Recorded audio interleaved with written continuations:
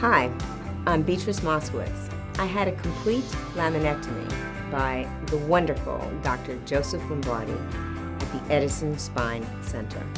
As we age, you know that you might have some concerns about your back, etc., but nothing was really serious until one time I was at my daughter's home babysitting and opened the wrong door, went down an entire flight of stairs, and landed on a concrete floor. Needless to say, I knew that something was a problem because I was in pain at that time. Was able, however, to drive home. Did get to the doctor, then actually it was 2 days afterward when I finally went to the doctor, because you never believe that things are really serious. And when I saw Dr. Lombardi, it was interesting, his first comment to me was not to do surgery. He believed that whatever had happened at the time could in fact be fixed by whatever movements and things that he could provide for me that would make it get better, and it did. I had about 10 years after that without a problem at all. And then, during the Christmas holiday season, I in fact had a very busy weekend and got up that next morning in the most incredible pain that you would ever imagine, which is why I'm not even going to try to describe it. You cannot imagine what it was. I couldn't move. I couldn't sit up. I couldn't put my legs over the bed. I tried at one point to roll over and stand up. It didn't matter what I did or what method of couch or chair. I couldn't. I was in pain and it never left.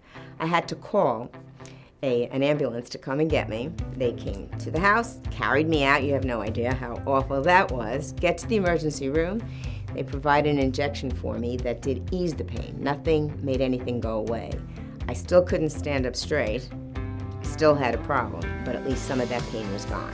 After my visit to the emergency room, of course, I needed to make an appointment to see Dr. Lombardi to find out the particulars as to what was happening.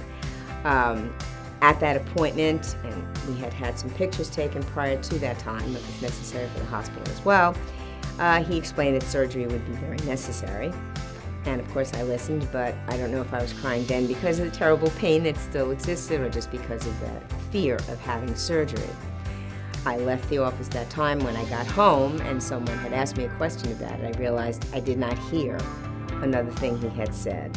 I went back to the office figuring I could speak with any one of the nurses there who are so responsive to patients, especially when you're in tears the whole time. And Dr. Lombardi, was coming out of his office when he saw me and he asked why I was there. I explained how I had stopped listening. And he took the time personally to explain to me everything that was going to be happening at that surgery. And I will tell you, I will never forget that he did that. He didn't send me into his office to have someone explain it, which would have been acceptable, of course, but he took the time to explain it to me. I get out of the surgery, I'm in the recovery room in the hospital, and you can tell by the smile what's coming next. As soon as I awoke from that anesthesia, I knew that that pain was gone. I mean gone. I don't mean better, it was gone. Now, you went from not being able to move or roll around or anything other than concentrating on pain to being able to think, what the heck am I doing here? I can't even figure it out. After this major serious surgery, and those were the words that were used by the persons in the hospital at the time, I was in the hospital for about a week or so because of some treatment. I had some physical therapy. I still had bandages, of course. And I might add that Dr. Lombardi, in fact, came and changed a bandage for me one evening, which I remember as well, being very pleased that he had come in and taken the time to speak with me about it. And again, despite the fact that he knew at that point, because I must have screamed it down the halls, how perfectly wonderful I felt after the surgery. It was wonderful to see him then. So now it's been approximately 7 months since my surgery, and I guess the memory of that pain seems to leave me a little bit, but the problem has been more mental, really, than physical, because I have absolutely no vestige of that pain that's been left for me, and nothing that I do, even in terms of movements, brings back anything at all. And the reason I say mental is because I was told by the doctor that it would take about a full year, for things to heal perfectly. So I have to remind myself not to. If I dance a little bit, the movement has to still keep away from a lot of twisting or jumping and making things more aggressive than I need them to be.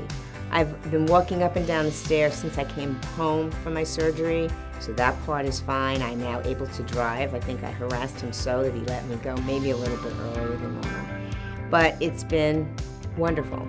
So I am very appreciative. The year will continue. I will always have that vision of never moving out of my house and having to call an ambulance to my home because I was so totally incapacitated for movement because of something that I had no sense was going to happen.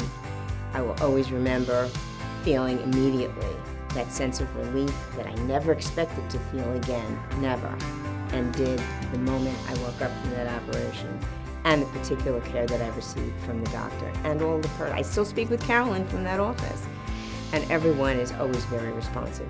I am very appreciative. There are not enough words to use to describe those feelings.